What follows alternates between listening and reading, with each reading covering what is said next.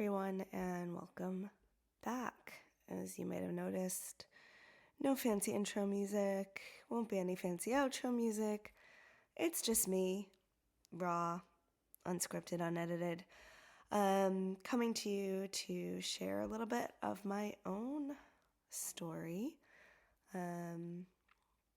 Generally I'm a pretty private person. Many times at workshops and even when I was writing my book, folks, were asking, to share more, share your own traumatic history, and so forth. And, that's called disclosure when you're working in therapy, and it has its place, right? It can make one seem a little more human and relatable and so forth. But, it can also backfire because you can get a sense that, are we comparing tragedies? Or you just never want to share your story in the wrong way. In fact, later on in this podcast, I will share a story with you where a doctor disclosed to me in a way that was inappropriate and unhelpful, and has been really staying with me in a very negative way, detrimental to my healing through what I'm going through. So I always want to be careful with sharing, oversharing, although I do want to share more about myself when I can and when I feel up to it. And because so many of our stories remain private and hidden, we don't realize how many people are going through something similar. And sometimes that can be helpful to realize that we're not alone. And some of the stuff I'm about to share with you, I know many of you have been through, and I've talked to many of you about it. What else do I want to say here as far as setting this up? This is a continuation of basically a part 2 of the birth trauma episode. So you didn't have to listen to the first part, but hopefully you did listen to Bintu Jara. And I talked a little bit about my story there, but I wanted to share a little more, and you'll see why. Actually, when I was doing that interview and the interview with Harmony before that, some of this stuff was all going on, and some of this stuff is still going on, and when you're going through a trauma or health situation in this country, and I'm a fortunate person with a lot of family support and resources, but especially, if you're self-employed or have an employer that doesn't understand, don't have days off, leave, insurance. I'm going through insurance issues at the same time that I'm going through a medical issue. It can be very hard financially. So I've personally lost and had to cancel some work during this time. So I'll just share vulnerably, if you're enjoying the show, if you're benefiting from a lot of the content that we've been putting out over here, you can always support the show. There's a link in the show notes for Buy Me a Coffee or Venmo, LaraLand1, and always appreciate the support, or take a workshop or coaching with me. I would love that. Traumatic events, like I said, impact every level of life, from financial ability to work to relationships, sleep, and the energy to even look for work or pursue things. Doctor visits take so much time. And yeah, this stuff really clouds a day. So we mentioned in the last podcast that, by the definition of birth trauma, pretty much every birthing person in this country has probably had birth trauma, unfortunately. And every person that I talk to, if I bring this up, like about their birthing, very, very few people that I have spoken to have said, oh, I had my dream birth. It was so great. very, very few have had the births that they planned, even after going through extensive planning. And that's for so many reasons. But, we talk about, when we discuss trauma in my training and so much on this podcast as well, that the main connector, right, of a traumatic experience, no matter what that experience is the agency being taken away from the person. And I felt that with my first pregnancy, that one by one, that choices were being taken away from me, and that they were so limited. They were like, when you went to look at what are my options here, there were just so few. So I was living in New York City when my now husband, then fiance, and I decided to try to conceive. Actually, we had a very difficult time conceiving and ended up using medical intervention, IUI. So that's sort of the first thing. And I was lucky that the third round, I was able to conceive. And if you don't know about IUI, basically they shoot you up, or you have to actually inject yourself, which is so scary, with the hormones that make you ovulate at a very specific time. And then they put the semen inside of you at that exact moment that you're ovulating for best chances of conception. And like I said, I had to do that a few times. And there were mistakes made in that office. So there were things that happened that I was unhappy with. There's particularly a time where I stood up and someone said, and I, got dressed and ready to leave. And the nurse said, "Why are you standing? You're supposed to lay for 15 minutes. And they had never told me that. And when I looked it up, it can increase your chances by 10%. And that is quite a lot. And remember, these procedures, they are invasive. Taking hormones, giving yourself shots. I know many of you are going through this. I know so many people going through this. And then they're expensive. Really, really expensive.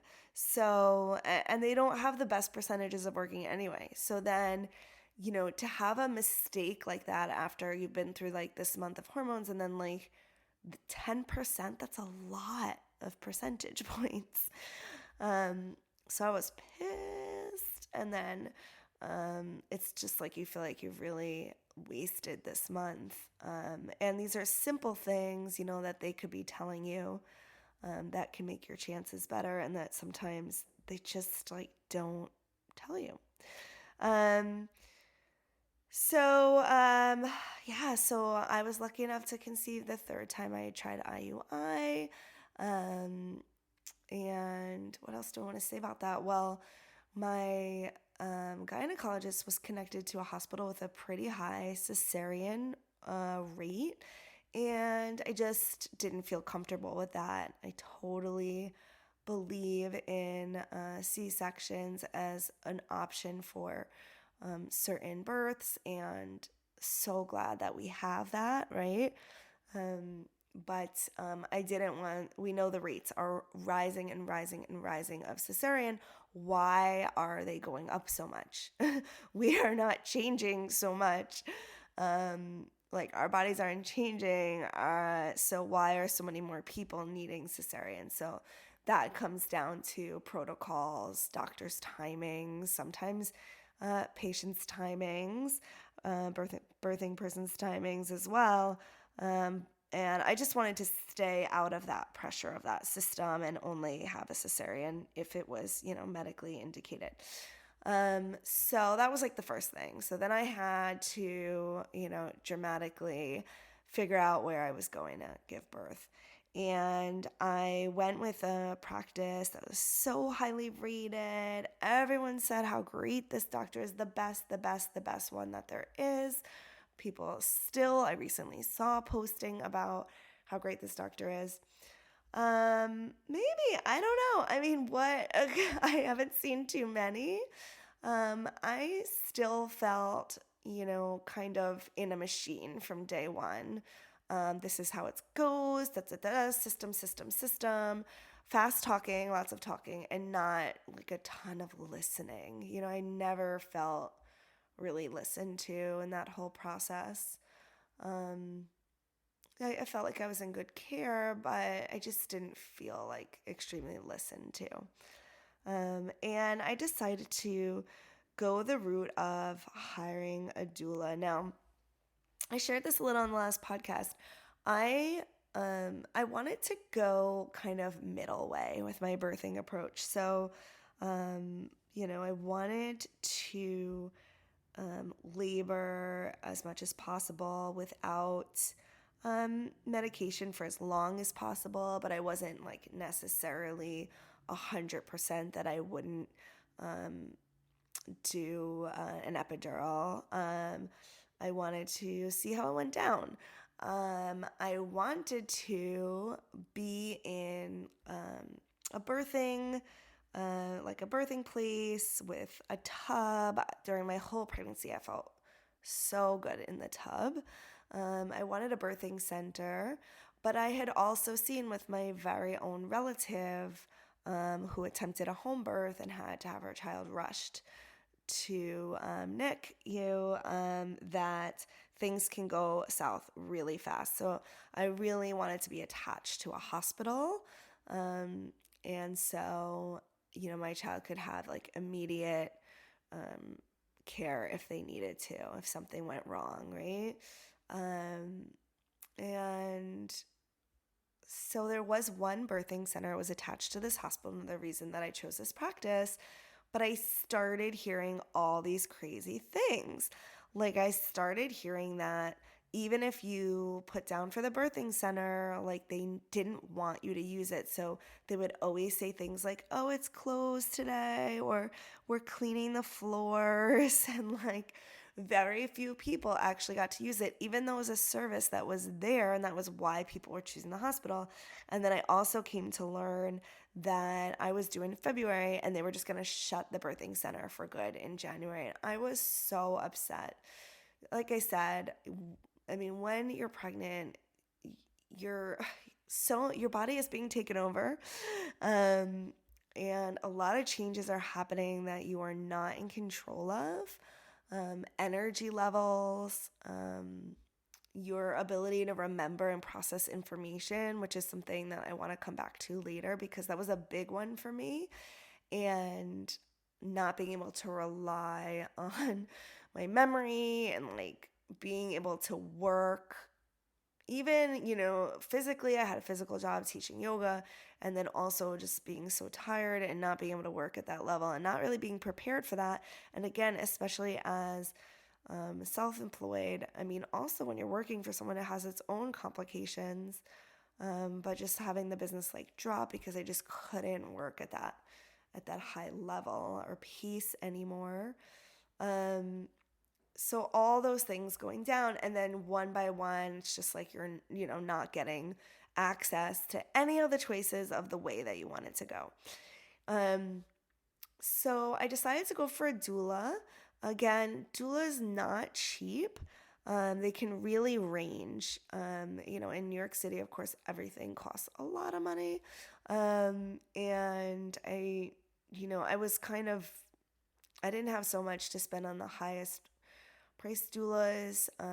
I interviewed one doula who was not charging a lot at all, but it was because she had not, she'd been at very few births.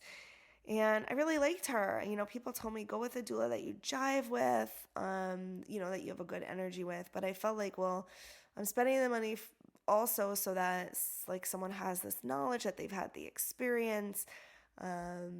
If they feel like I was hoping to labor at home for a while and they know that I need to go or something, that comes with time.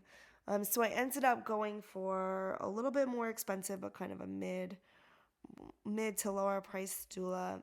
And just my circumstance had ended that we didn't like jive super well.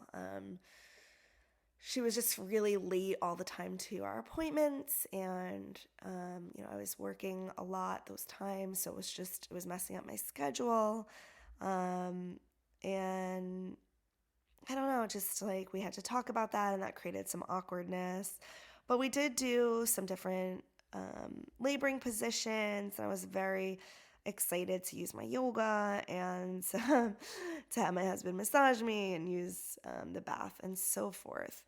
Um, None of that came to play because the day before my daughter was due, I had a scan, kind of an extra scan that you get when you're, I think, 35 or older. And during this scan, they saw that there was like no more fluid around the baby.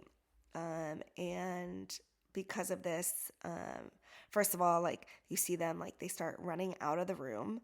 So you're like, okay, something's wrong, I guess.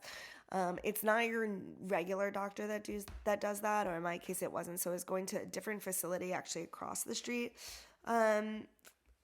for these scans, these special scans. So I didn't know this team of people, something that you just do towards the end of the pregnancy. Like I didn't really know them. I had only been to it a few times. It wasn't my doctor that I trusted. And I just see them getting all like flustered. So I'm like, guess something's wrong. So then they told me, yeah, there's no fluid. And you're going to have to be induced and give birth today. And then they were like, well, you can go on this heart rate monitor machine or like it's like a stress machine to see if the baby's stressed. And by that, they decide if you can have like 3 or 4 hours to go home and get your stuff together, or if you have to just go directly across the street to the hospital. So I was like, can you call my doctor? So I was able to talk to my regular doctor, and she did concur. So I was lucky enough to have those few hours because the baby wasn't in distress. So I went home and we got ready and we came to the hospital. And I came with all my stuff. Like I had these like Christmas lights and like a vision board that I created. I tried to make my room like so pretty. I had the hugest suitcase that could barely fit in this tiny, tiny, tiny room. So small room. And on top of everything, I had to be induced, which means immediately that you're hooked up onto a machine that's monitoring everything. And the cord is very short between that machine and your body. So basically, everything that I would do, like if I would move, there like a nurse would run in like every 2 minutes being like, you're pulling out the thing, we can't monitor the baby. And like I'm just moving like the tiniest bit. So what position can I be in? Like I was only allowed to either lay there flat on my back, which is very unnatural, or stand. Like just stand and basically like holding basically the machine where the cord is. Like I couldn't do anything on my hands and knees or squatting or anything. So that was really unfortunate. I had called my doula and told her, and basically she was like, one thing she said, oh, you're getting Pitocin, you're not going to try to birth like without medication, right? Without the numbing. So she was just like, I wouldn't do that. So that was already kind of put in my head. I'm like, oh, okay. And then she was like, I'll come a little closer to where you are, but it's probably not going to be for a while. So, just call me later when you think you might need me. So I was just like, oh, like I just didn't feel like she wanted to be there. I feel like she was just saying, get the epidural, like call me in the morning. That's what I heard. And that was kind of a little bit of a bummer, but I was almost like, I don't even really feel like I want you in the room, which is unfortunate, because they are meant to be there as your advocate. And I probably could have used that. Also, as I'll tell you later, my husband looked very afraid, and it probably would have been good to have someone else there so he could take a break. and maybe I would have labored longer without a epidural. I don't know, but he looked so scared. Um, Another thing to tell you about this hospital that I found totally abhorrent, disgusting.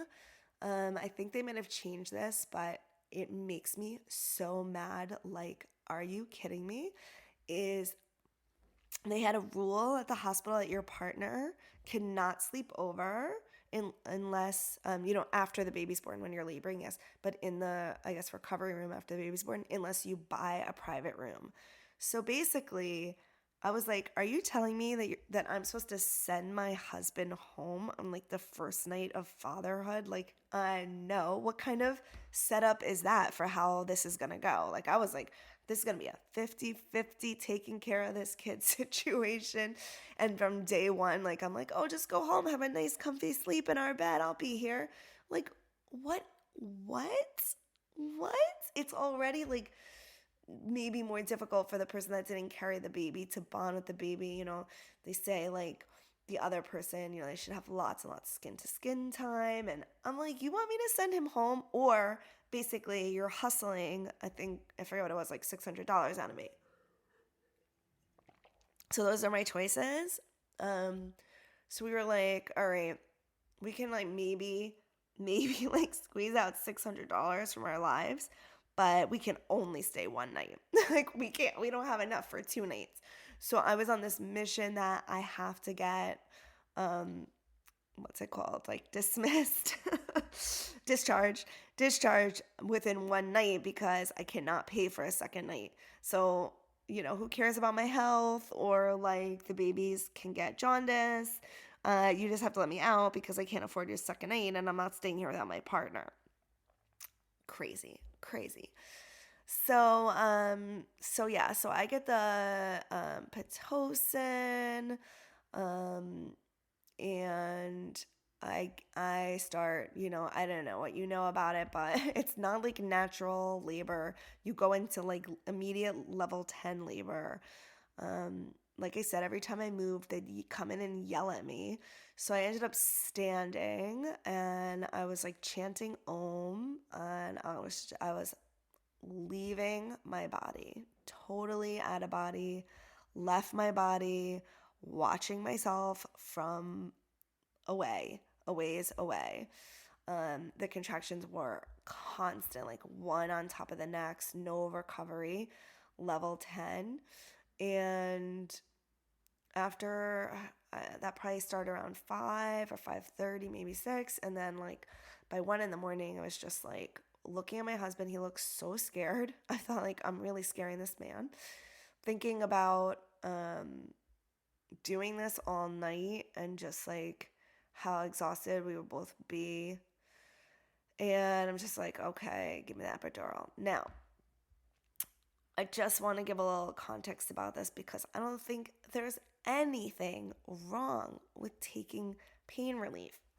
In no other context of like surgery or like, even if you're not feeling well, you take like an ibuprofen, you take a Tylenol, like it's so insane how women are just taught that it's just unnatural and everything we're doing is bad.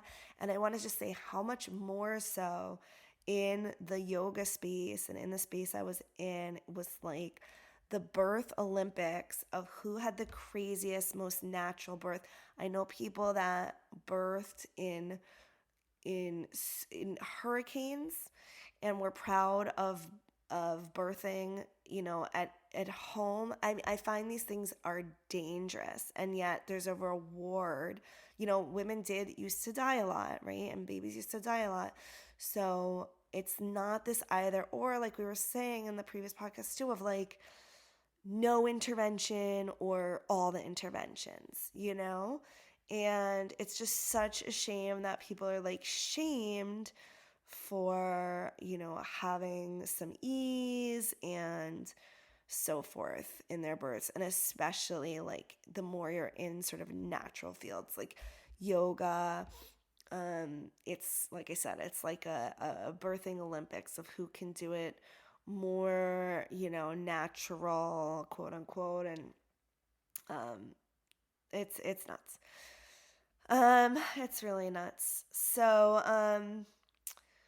what happened next? So yeah, I took that. I slept a little, and then it started to basically not work in the morning, which was so I started feeling everything again. By the way, I also had a balloon put inside me to like make my dilation more, and then like it's I finally called my doula and like, oh yeah, I'm gonna have the almost forgot, like, oh yeah, I'm about to have the baby.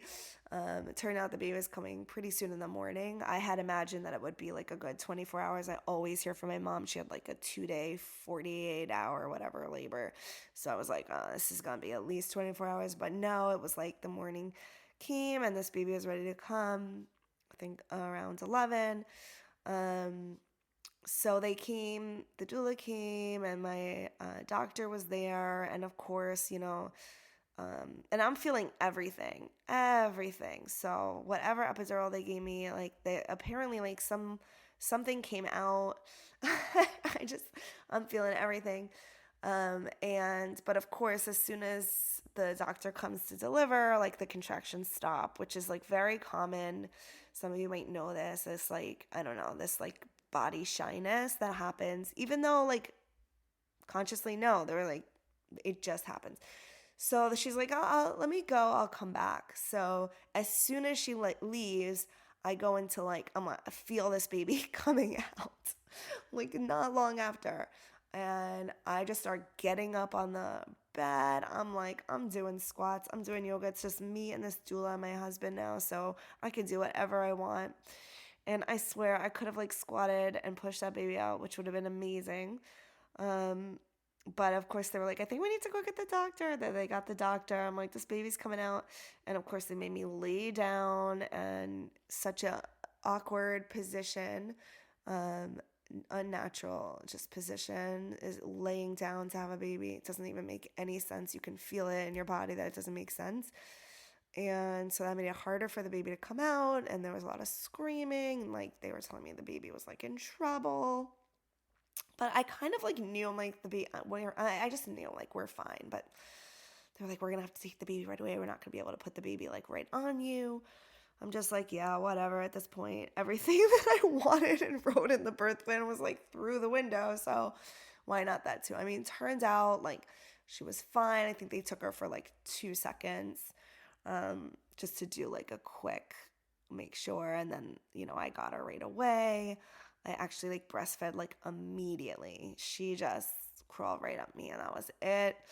And, there started the motherhood. So I don't know. I'm sure you all have a story like that, those of you who are giving birth, because it's just in this country, like we were saying, traumatic. Like it was so traumatic.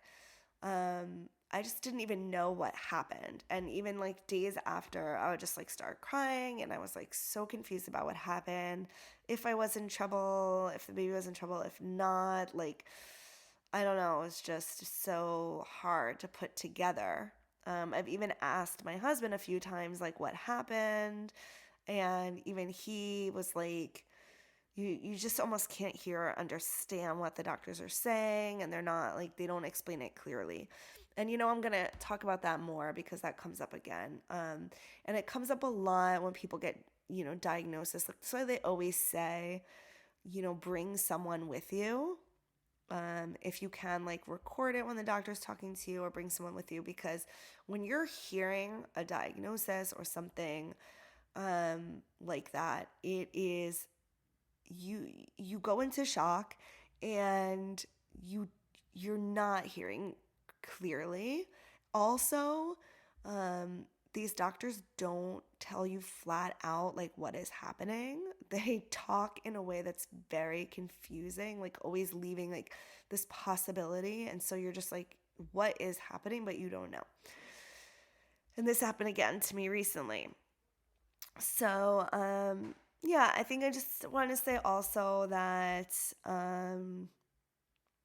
after I gave birth, it was quite a shock for me.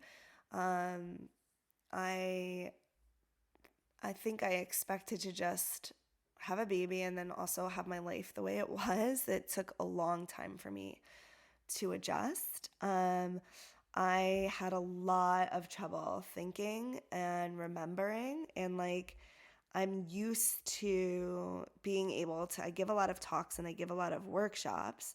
And like that's how I make my money, um, and I probably went back to doing that too soon. I remember very particularly that I did a workshop for accessible yoga. I spoke at the conference in New York City, and it was such a fail. And I still like cringe when I think about it because I couldn't get my words out.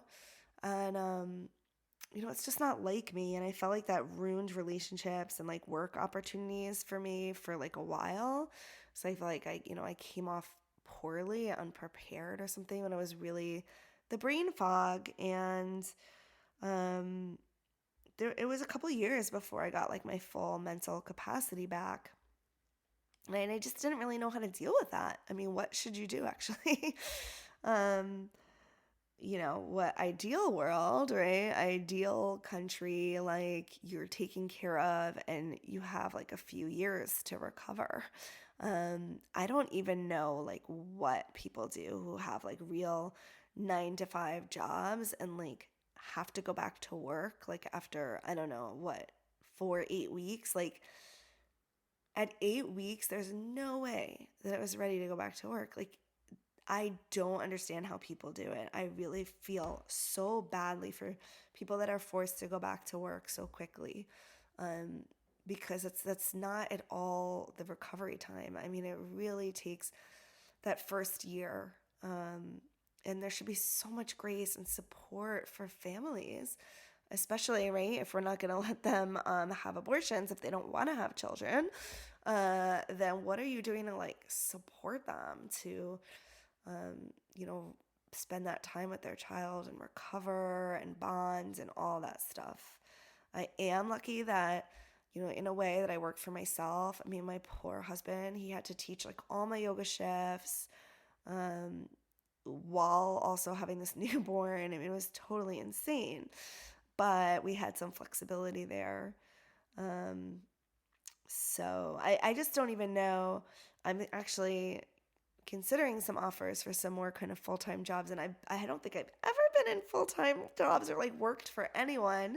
So those of you out there loving it, are there any of you, or is there anyone out there that has started after years of being self-employed or freelance, worked for someone? Because I am so nervous. I'm considering it, but I'm like, how do people, like, I spend, because I work for myself and I work from home, like, a portion of my week goes to like dealing with, like I am right now, the health insurance problem that we got randomly kicked off with no notice in the middle of a health crisis. Thank you. Doing like setting up all the doctor's appointments for everyone in my family. And I mean, there are a lot, right?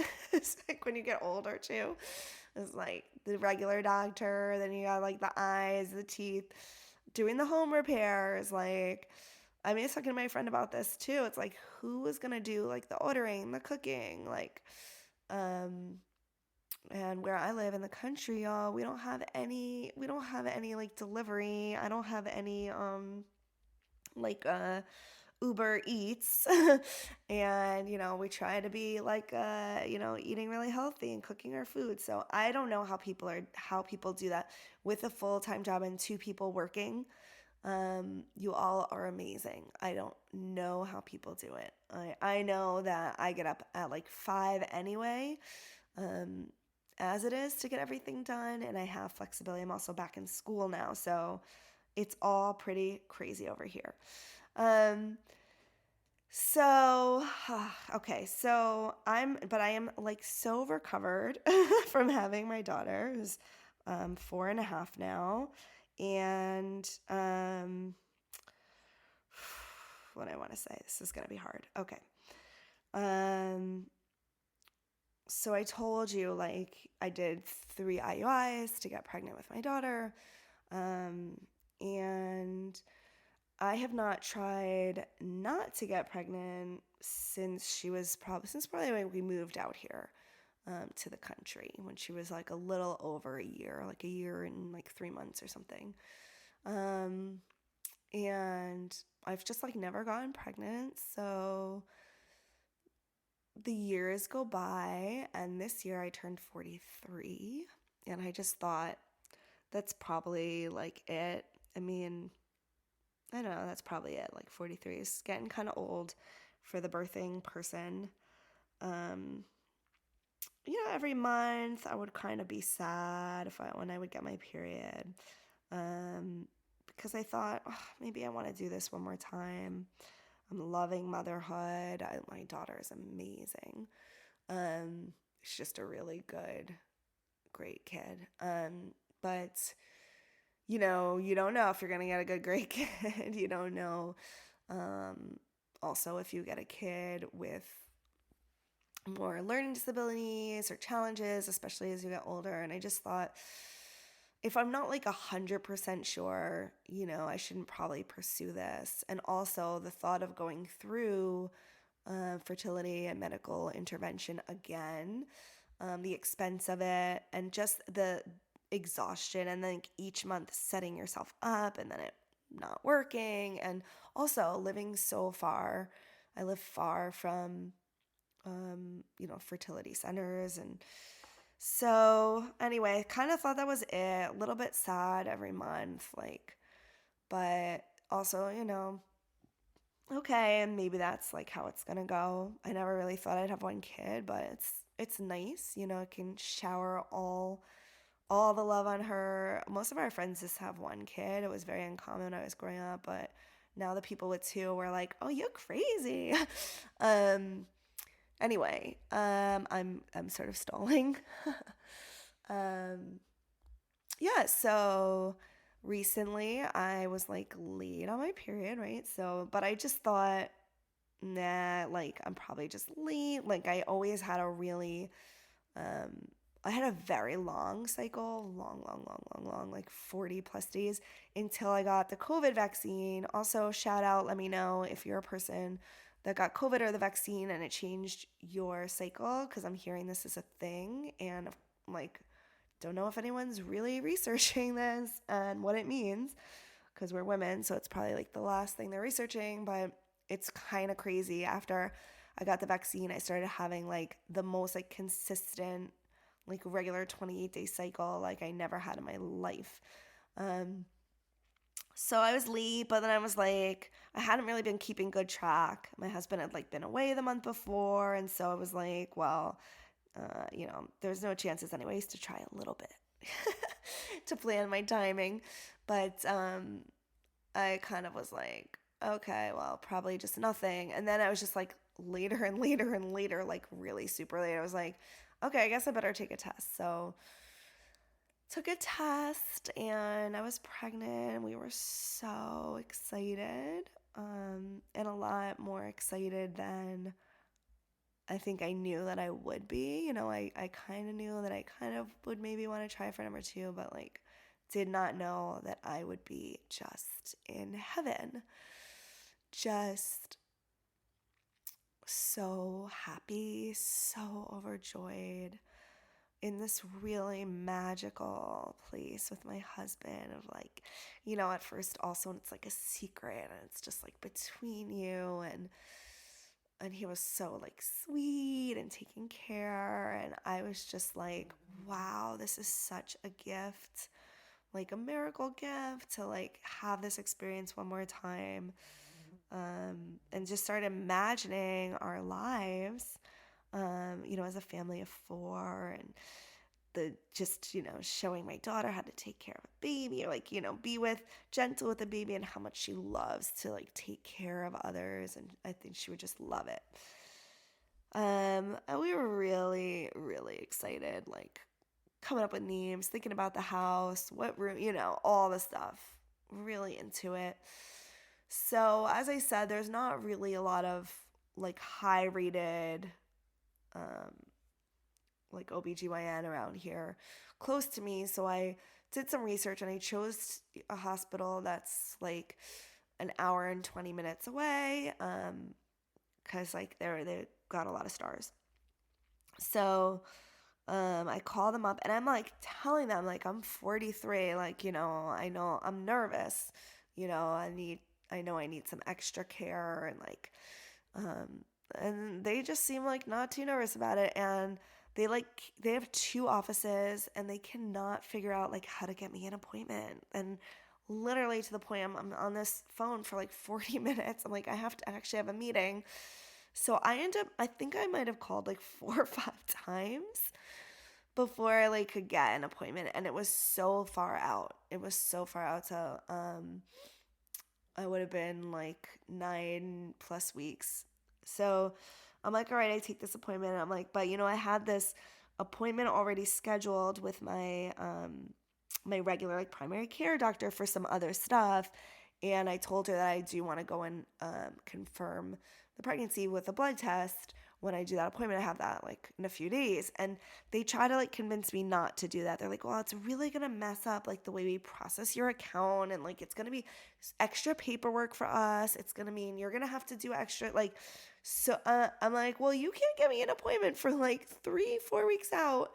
I think I'm gonna confirm this pregnancy. I'm not gonna wait a month to like come to you.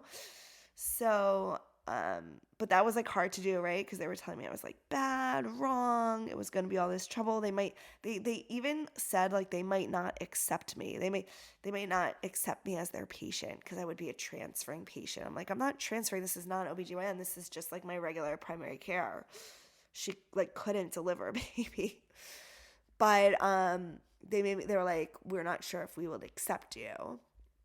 Basically, like felt kind of threatened by them. But I'm like, all right, it's always something with these offices.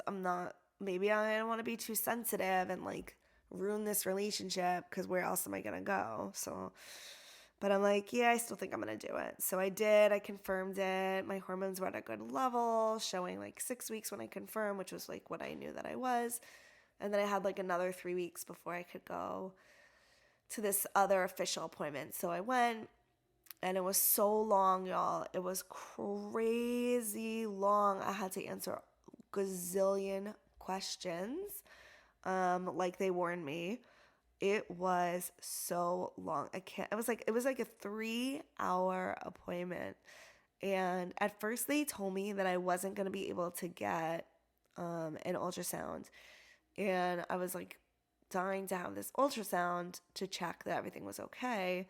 And I was also like going away the next week, and they also are so far from me. So like once I'm all the way there, like, but I finally like the last minute they changed their mind and they're like, actually we can get you an ultrasound. So after like 3-hour appointment, like 2.5 hours of like questions and ridiculous, honestly. At the end, I get to go in for the ultrasound, and that's when like they see like that no fetus really grew. There's like the embryonic sac, but the fetus didn't really grow. But they don't tell you that. They're just like, all I can tell you is this looks like a 6-week situation or 7-week, and you're supposed to be like 9 or 10, right? And I'm like, yeah. And I'm like, I can see something's wrong, but of course they won't tell you. So just sitting there freaking out. So then they send me back with the results, like back to the doctor. And she kind of says the same thing. So could we have gotten the calculations wrong? Like, and I start doing the calculations again. And of course, like we know, right? We know like our cycles. And I'm like, well, maybe and that still wouldn't, like, I wasn't at 6 weeks. I was like, supposed to be 9 weeks. So she's like, well, why don't we wait a week and then you do one more ultrasound just to see, like, so again, this is what I'm talking about. Like, it was kind of unclear what was going on. Like, on one end, like, I knew, like, I've like lost this baby. Like, but on the other end, she's not saying flat out. And so I'm kind of like left there confused. And then she says to me, this is what the doctor says to me. And again, please shout me out. Let me know what you think about this, okay? Tell me if you think this is okay. So she says to me, so you've never had a miscarriage before? And I'm like, no. I haven't. Like, I haven't, like, this is only the second time I've ever gotten pregnant, you know? And she says, oh, me and my girlfriends, when we were living like in New York City, we used to like have them so often. When someone would have one, we would send them a chicken dinner, like, one of those rotisserie chicken dinners. And it got to the point that like so many of us were having them that, sometimes you call your friend to go out and they'd say, oh, I can't, like, I'm on my chicken dinner. And so I'm like thinking to myself, okay, so this story is meant to make me feel like, I guess you're not alone. Like, lots of women have miscarriages, which I'm not an idiot. Like, I've been around a while now. Many people close to me have had miscarriages. But like, I'm 43 and I don't get pregnant. So like, this isn't to me like, oh, another miscarriage, just try next month. Like, this is like, was my miracle like baby, and like, time is super ticking, right? I didn't know if I have another chance like this again, and I don't. And instead of like reading that and like getting like who you're talking to, right? She's telling me about chicken dinners and not even telling me the truth. So she's just like, when do you want to schedule this second ultrasound? And I'm like, my mind is now spinning. I'm supposed to go away in like a week and whatever. I'm suddenly like freezing cold and I just want to get out of this office, right? It's like been there 3 hours and I just like everything in my body is like leave. And I could watch that was happening. Like I see myself, like I'm putting my coat on, I'm standing at the edge of the door, so waiting for them to say like I can go, basically, right? So I finally like out, I get to the car and I start driving. There's a couple people. I didn't tell a lot of people that I was pregnant because of this, because then you have to call everyone and tell them. But there were a few people that knew I was having the scan that day, and they're probably wondering what's going on. So like, I'm like, I have to, I called my husband first. And I'm like, the scan didn't go well. But I don't even tell him like, oh, I had a miscarriage, because I haven't even figured that out at that point, because no one has said that to me. So I've now confused him. But by the time then I call like my best friend, and I'm still kind of like in a shock state. But like by the time that I've gotten home, meanwhile, by the way, they closed the road to my house. It's already like over, about an hour and 20-minute drive. They closed the road to my house, and I'm getting like a tornado warning on my phone. So I'm like, this isn't really safe. And I'm like crying. But sometimes not, it's just like so weird. But by the time like I have that hour and like actually it was turned into like a 2-hour drive, like I've actually realized on my own what has happened, but like no one has told me. So that's when I start like the processing of the loss, and just the loss of everything that like I was dreaming, and just everything. And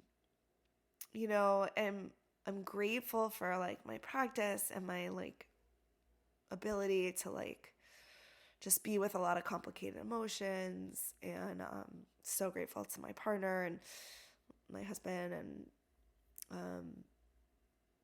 it was like a lot of waves. It still is a lot of waves with the processing, and like getting better every day. But there's things that will just like suddenly trigger me. I'll just like see something that I was like eating a lot when I was like pregnant, and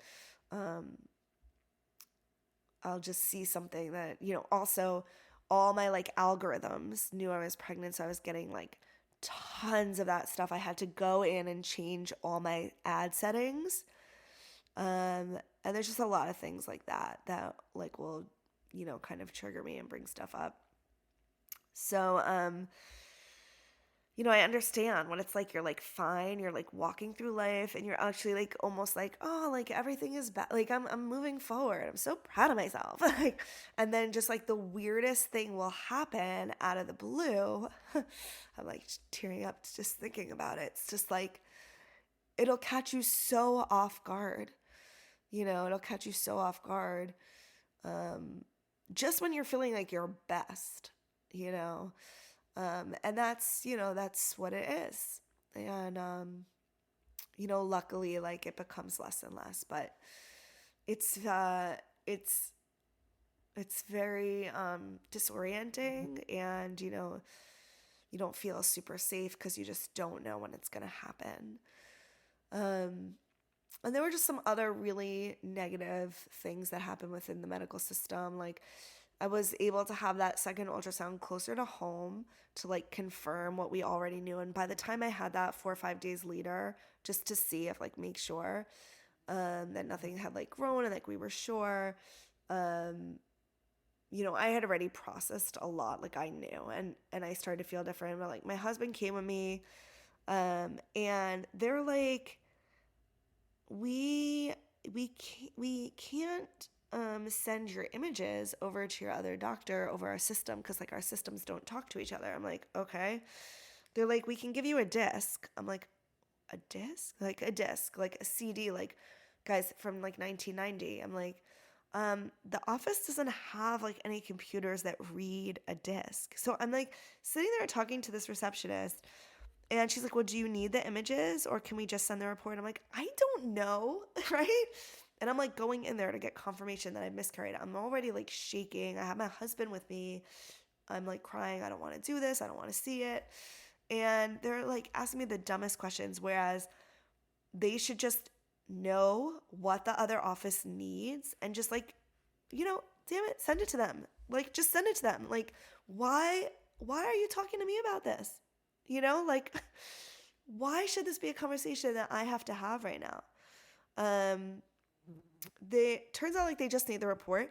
They had to give a referral, like a piece of paper. I handed there, so they had a referral. On the referral is where they're supposed to fax the report, so my doctor can read it. So this doctor I told you that I went to, this OBGYN that's supposed to be so great, that they're so big. They have 2 practices. They couldn't find me an appointment. The woman's telling me about chicken dinner. Like, the fax number on this referral is for their other office, like not the office that saw me. So everyone there is like, I'm waiting for, my OBGYN to tell me like, okay, it's confirmed. We've read the report and now here's, your next steps. And I keep writing them like, can I please have my next steps? Like, I want to move forward. I'm feeling ready to move forward. And, I may want to try fertility and try to conceive again. And I don't want to like waste any more time. Like, I want to move forward. I want to move forward. And they're like, take days, like, oh, we didn't get the fax.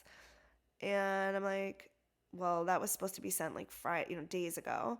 So now I have to go call the place that did it. And they're like, oh, we faxed it. And I'm like, well, did you fax it to this number? This is what they told me. And they're like, no, we faxed it to the other number that's on their sheet. So why at their own 2 offices that are connected for one practice do they not upload your information on? I mean, there is a portal, right? There's a portal, like an online portal that I go onto. They literally can't communicate between their own 2 offices. Like, they can, but they just didn't. They got it at the other office. They probably like didn't know who I was for some reason and like didn't bother to upload it. So I had to have it like scanned a second time. So it's like, there is no way I would ever go back to this place. Like, if you can't keep your faxes straight, like, how are you going to take care of me and my body, Um, and like I said, there was many practitioners that work out of there. There was another woman, like, she was really nice. I never met her, but she received my scan, like, with a fax the second time, and she called me. And then when the original doctor called me, I told her I had had this conversation with the other doctor, and it like seemed like she was like offended. Like, and the other doctor had actually given me different advice about what to do as next steps than this first one. Then I'll just call her chicken dinner. Then chicken dinner had. And I'm going with her advice because she was actually nice and she apologized for the office, even though she didn't do any, like, she personally was the only person that acted right by me. And she still like took responsibility and apologized. And of course, because of that, I like let it go. I let her know everything that was wrong because she was easier to let know. But I'm like, unfortunately, I would never come back to this office. So, God, universe, goddess willing, if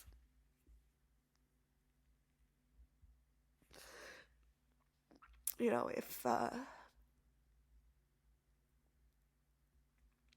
the universe, blesses me with the plan of having another kid, I don't know where I'm gonna go, y'all, for good care.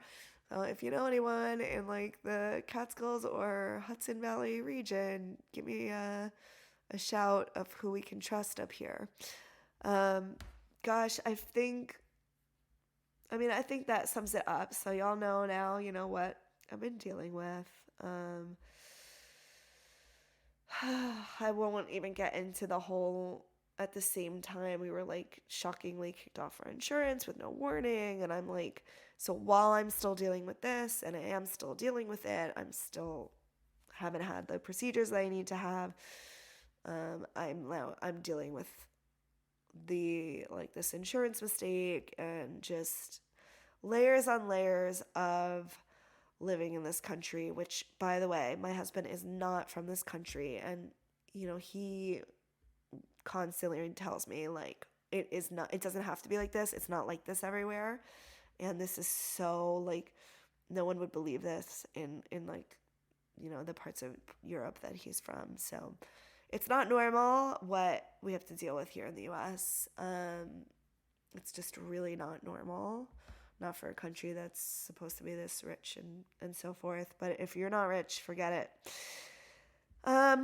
Anyway, I can't believe I talked for like nearly an hour. I hope this was helpful. Why share so personally? I think many of you can relate. Maybe some of you can do something. Maybe we can make change together, speak up for ourselves. Um, you know, um, and you're not alone. You're not crazy if you feel like you're being treated wrong in these spaces. You're not nuts. You are being treated wrong. I'm trying to get more and more in my voice and standing up for what's right. And I'm not going to any doctor that I don't feel is listening. I'm just not going to do it, even if they're top rated. Don't care. If they're not listening, I don't want a part of it. I don't like it. So I hope I empower you all to feel and do the same. And I hope you understand where I'm at if I'm not totally myself. Why I had to cancel some things and why it's taken me a minute to get back on my feet. But again, I also know how lucky I am. I'm so blessed. I'm so privileged to have my daughter.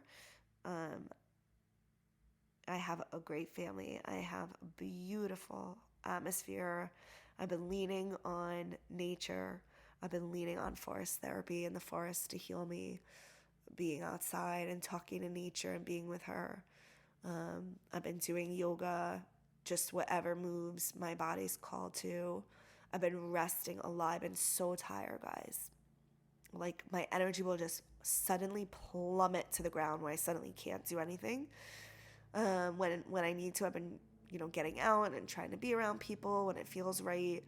So just like all the things, just giving a lot of grace, seeing some meaning in it. I mean, I didn't realize how much I really want this. It's hard to talk about that because it's very vulnerable to say that it's something that I want.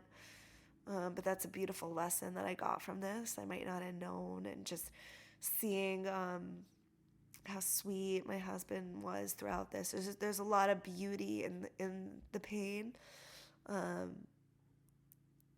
Just seeing how the people that were able to could be there for me, and there's a lot of learning and wisdom that comes through these times. If you didn't listen to it, maybe go back and listen to the episode on post-traumatic growth. It's a beautiful episode, and you should get Edith's book, which really details it more. So, there's a lot of beauty that can come out of these times, and a vulnerability that can open us up to others, which is pretty amazing. And that's all been there. And I've been really grateful for just the people that have let me have time off that I need to heal and recover. So yeah, it's not all dark. I'm doing the work. So thanks for listening to my story. If it's helpful, if this podcast is helpful, please don't forget to rate and review. Review means like write the lines, write the little, a message about it. Same thing with the book, The Essential Guide to Trauma-Sensitive Yoga. Get a copy, read, review, all those things. All that stuff helps.